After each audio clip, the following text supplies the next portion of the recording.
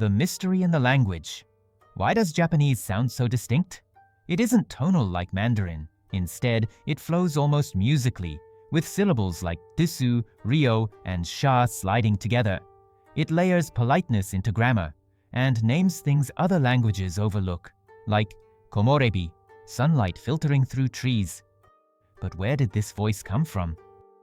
Welcome to Japan Rewind, where we uncover the hidden stories of Japan's past. Today, we'll trace 2,000 years to see how the Japanese language was born, reshaped, and carried into the modern world. Before writing Jōmon, Yayoi, and the Voices of the Past, our story begins with the Jōmon people deep in prehistory. Archaeologists date their pottery to the late Pleistocene, often cited around 10,500 BCE, with some sites calibrated even earlier. These vessels, decorated with chord patterns, are among the world's oldest. But the Jōmon left no written record.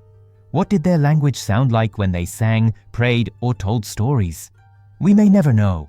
Yet language lived in chants set rituals, in lullabies whispered to children, in myths carried by firelight. Oral tradition was their library. Centuries later, around 300 BCE, new people arrived from the Korean peninsula, the Yayoi. They brought wet rice agriculture, bronze and iron tools, and likely a new wave of speech. Many linguists believe this migration introduced the ancestors of modern Japanese. Imagine a Jōmon farmer meeting a Yayoi newcomer. Their words would have sounded alien to each other, yet over generations, elements blended. Place names, farming terms, even kinship words may have fused into the earliest proto-Japanese. Meanwhile, in the north, another voice endured, the Ainu. Generally treated as a language isolate, Ainu is unrelated to Japonic and shows that Japan was never home to just one tongue. Its survival today reminds us of the deeper linguistic layering long before Japan became a nation. For thousands of years, speech lived only in memory, until one day a new technology arrived, writing. The arrival of writing, Kanji crosses the sea. By the 5th to 6th centuries CE, Japanese envoys and monks looked to China, then the cultural giant of East Asia. With help from Korean kingdoms like Baekje, they carried back Buddhist sutras, Confucian texts, and the tool of writing, Chinese characters or kanji. Chronicles date this transfer to 538 or 552, depending on the source, but either way, its impact was revolutionary. At last, history, law, prayers, and poetry could be recorded. But Chinese and Japanese were worlds apart. Classical Chinese writing was morphosyllabic and compact, and many modern Sinitic languages like Mandarin are tonal. Japanese, by contrast, is pitch-accented and agglutinative, stacking verbs and particles in long chains. To bridge the gap, scholars developed Kanbun Kundoku, a system of marks added to Chinese texts to guide Japanese word order. Imagine a Chinese scroll annotated with subtle symbols whispering, "Read this 1 second, shift that here, add this particle." It was linguistic reverse engineering. At first, only the elite could read this way, monks, aristocrats, and court officials. But the impact was enormous. Thousands of Chinese words entered Japanese: tenno, emperor; bungaku, literature; kyoiku, education.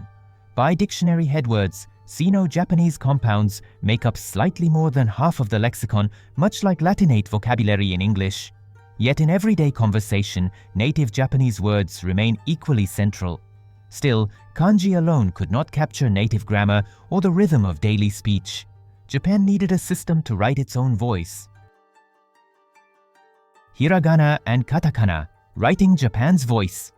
By the 8th to 9th centuries, Japanese scribes began using kanji phonetically in a system known as manyōgana. From this practice, 2 new syllabaries evolved, hiragana and katakana. Hiragana flowed from cursive brushstrokes, soft, rounded, and elegant. Dismissed at first by elites as onad or women's hand, it became the script of diaries, poetry, and letters in the Heian court. Men used it too, but women's writing gave it prestige. Out of hiragana came one of the world's literary masterpieces, The Tale of Genji, written by Murasaki Shikibu around 1000 CE. Spanning 54 chapters, it is often called the world's first novel, a story of romance, longing, and impermanence. Hiragana gave Japanese a literary voice that was personal, emotional, and enduring. Katakana developed in monasteries. Monks clipped parts of kanji into shorthand symbols to annotate Chinese texts. Angular, practical, and precise, katakana was well suited to scholarship. Together with kanji, hiragana, and katakana created a triple script system. Kanji for core content and meaning. Hiragana for grammar, particles, and native words. Katakana for foreign loans, emphasis, and onomatopoeia. This layered system remains today, unusual worldwide and deeply characteristic of Japanese.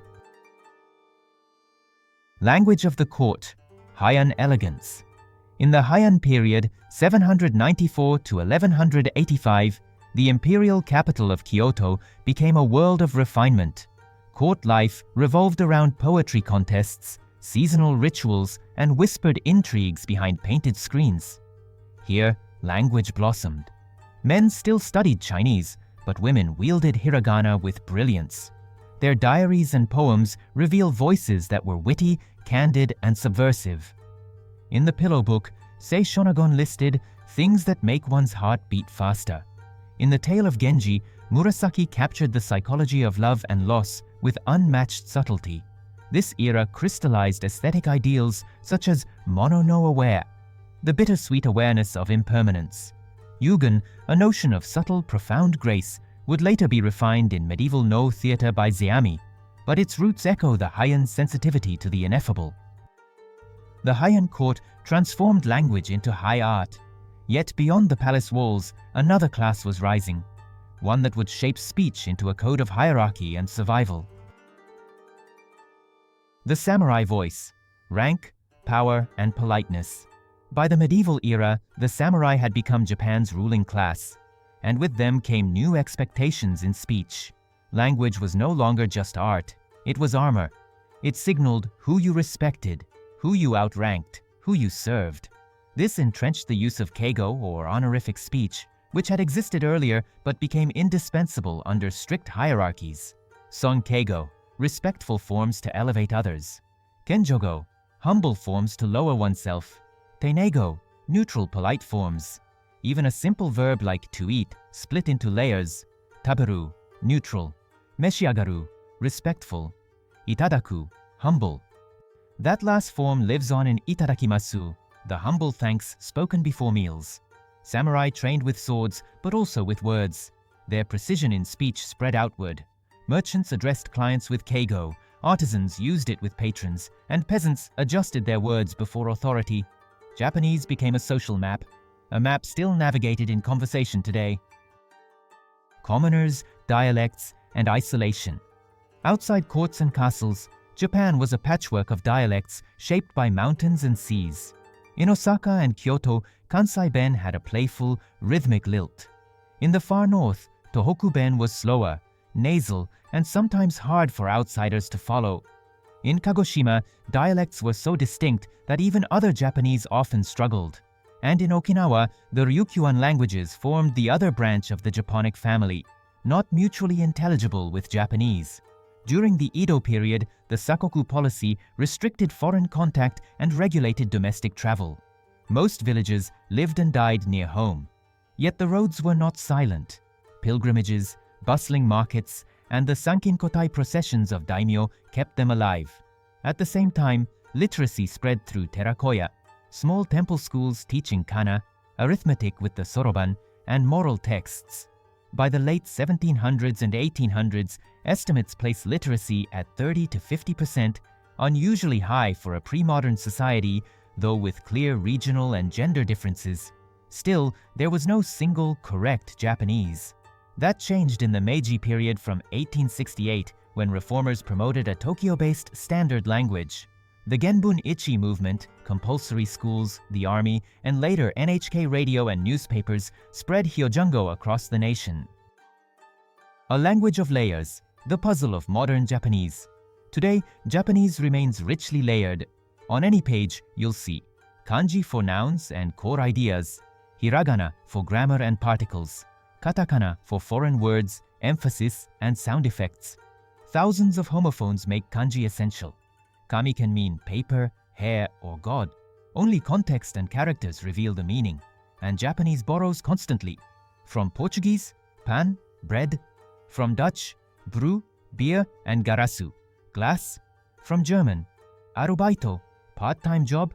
From Arbeit. From English, pasokon, personal computer, anime, salaryman. Unlike many languages, Japanese rarely discarded old layers. Instead, it stacked them. Native words, Chinese borrowings, Western imports, all coexisting. Children first master hiragana and katakana, then begin the climb of 1026 kyoiku kanji in primary school, aiming for the full set of 2136 joyo kanji by adulthood. They switch keigo levels almost unconsciously, depending on who they're speaking to. Every sentence carries ancestry. Every word is a chain stretching back centuries. A voice that endured. So where did the Japanese language come from? From Jōmon whispers in the forest, from Yayoi farmers singing to their rice, from Chinese scrolls, Korean scribes, and Buddhist chants, from the diaries of noble women and the commands of samurai, from the chatter of merchants and the jokes of Osaka street vendors. It adapted foreign systems, created new ones, and preserved memory through isolation, war, and modernization. Among major national scripts, only Chinese and Japanese still rely daily on large logographic sets. Post-war reforms simplified some characters, but Japan kept its layered script. It refused to forget. Every konnichiwa, every kanji, every bow. Each one is the echo of 2,000 years of cultural memory.